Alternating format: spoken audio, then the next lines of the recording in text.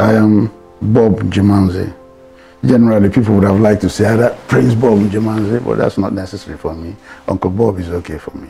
I think he's a very lucky man. Very, very lucky to have gotten to the heights he did. I don't see any reason why Rochas should complain about the Njemanze family. I'm at least 25 years older than him, and I was born in a general hospital. I had a mother who was a nurse. I had a father who was an administrative officer. And Rochas, 25 years after I was born under a coconut tree by 5 a.m. And they couldn't reach even the maternity that was within the confines of his village. So how do you reconcile these two? How do you expect my background and his own to be the same? He's a first generation man. My grandfather, in fact, my great-grandfather, let me quip and tell you something, was in a business that I would say was exporting finished products from his waterfront in Port Harcourt. If you go to Port Harcourt today, you still see Njemanze waterfront, where himself, King Jaja Opopo, and all the rest of them, who at the point in time it was fashionable to export such finished products, even when morality has affected it. But that was the norm of the day, just like what is happening, a number of things that are happening today in the country. So many irregularities are now being accepted just because certain people in certain quarters are beneficiaries of such ills that go on in the society. So nobody should really complain about the Njemanze family. Yes, we've had a chief judge of the state, we have had so many senior advocates. By the way, you know, we produce every year the law school graduate their students. Where we don't graduate, we graduate at least 3 or 4, one family. But the difference there again, Chris, Njemanze family is in his 12th descent, bearing the same name. If perhaps we were from the north, where people answer town names, Tafawa, Balewa, or something like that.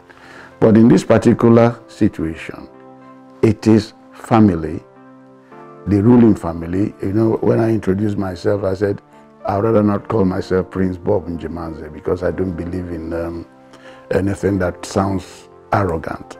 But it's a statement of fact. I come from the ruling family in Owerri, and nobody can take that away from me. So, the governor made a very reckless statement, I think, by saying that the Njemanze family produced all the eminent people in the society. The microcosm of Owerri is Njemanze family, just like Njemanze is the microcosm of Imo State. So anybody who is not prepared to accept that should gladly pack out of the state. We are the pivot of that of the town, and then the town is the pivot of the state. We have pedigree, and we believe in merit.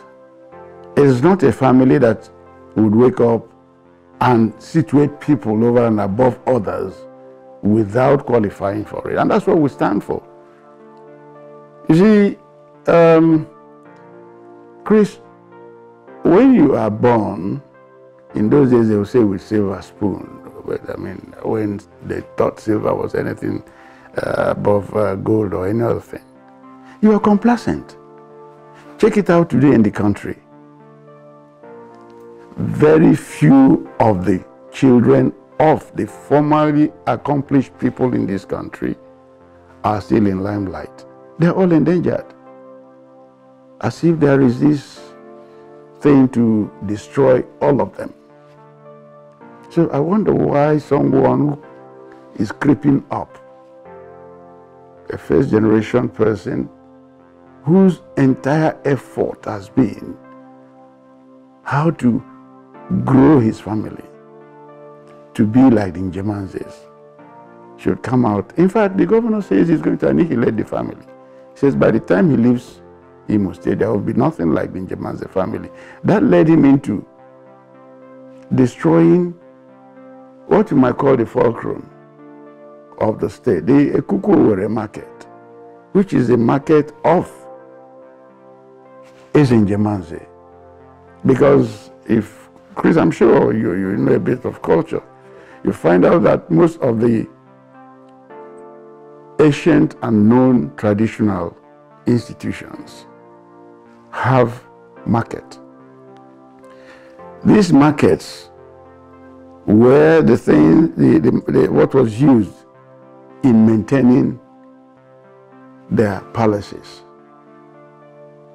In the case of Owerri, Bob Njemanze, because the people paid tolls for the maintenance of their traditional ruler. It wasn't a forced thing. No. They willingly and happily made such. If you go to Benin, you have the urban market. In any real cultural place, there's always that market that belongs to the people. So it is this same desire to destroy, to annihilate, to make sure that nothing is left that is traditional in Owerri, that made the governor make such nauseating comment about a family he should have actually identified himself with for purposes of having image.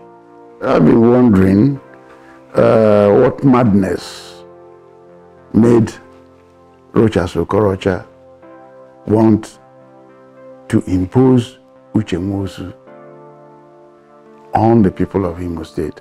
Funny enough, on one occasion, he had a visitor who came in as an air vice marshal who came in from either Jos or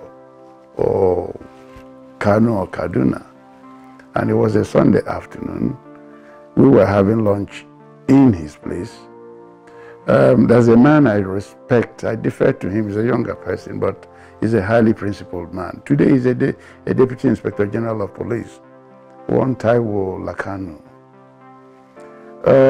And in fact, it was still that Taiwo Lakanu who was CP in Imo. At the time, the governor tried to destroy a Owerri market, and the man said no.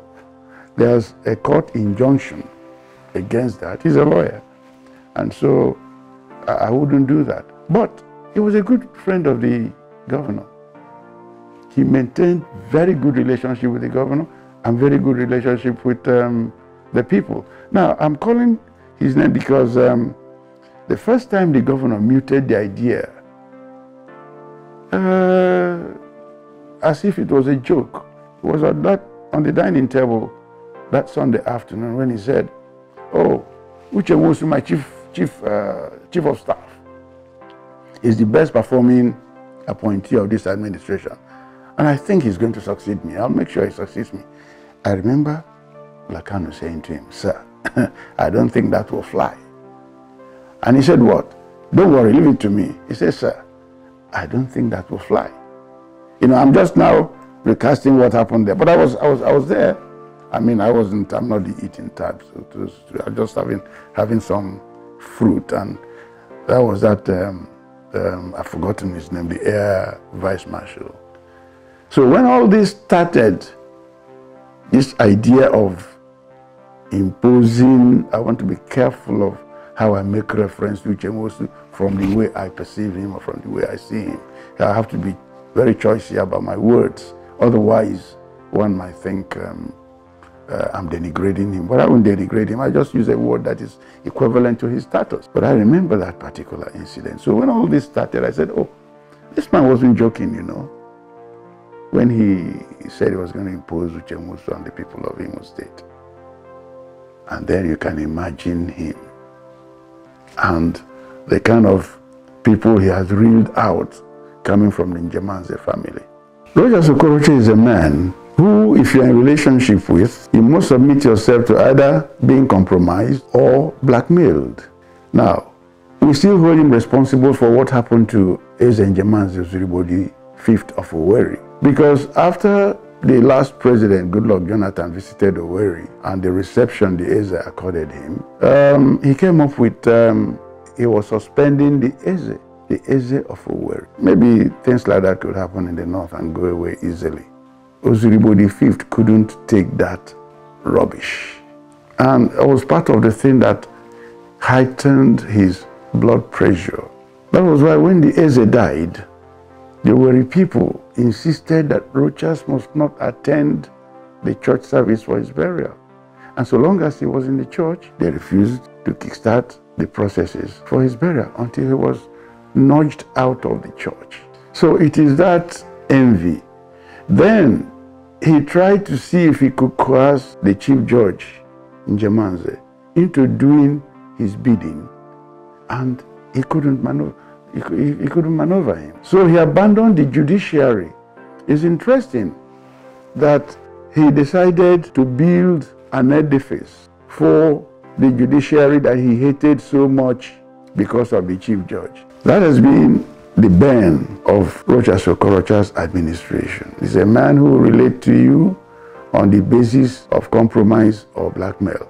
No police commissioner has passed through Owerri within the period of Rochas administration that was not compromised, except Taiwo Lakano. Not that he didn't do for Lakano what he did for the others. No, he may even have done more for him. He even respected him, because that was one man that stood his ground.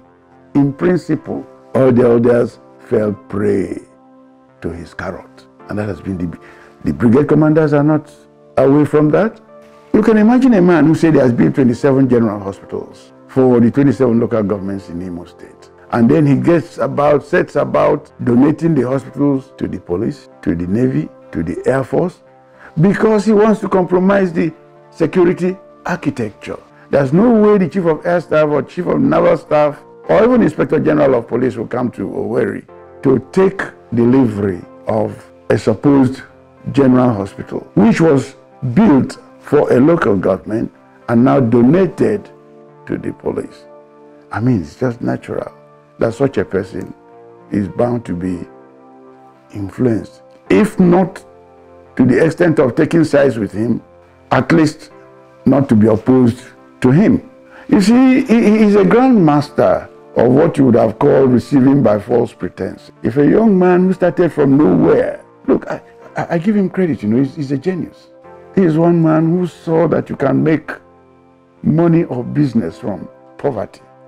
And then he came up with the idea of maintaining the poorest of the poor, giving them free education, which the society paid more for. Because if a man comes out and says, look, I'm collecting children and I want to put them into school, he himself is not even properly schooled, but he now decides to help these children and ask people to start contributing to that.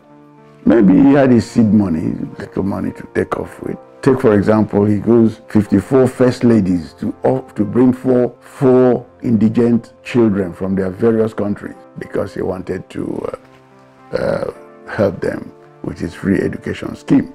There is no president, husband of this first lady, who would have sent in 4 indigent pupils in his country without a fat donation and an accompanying maintenance of that particular Rochas' project. So he's ingenious. Look, a criminal is as brilliant and intelligent as a good police officer. That's why they are in conflict. They have a meeting point somewhere.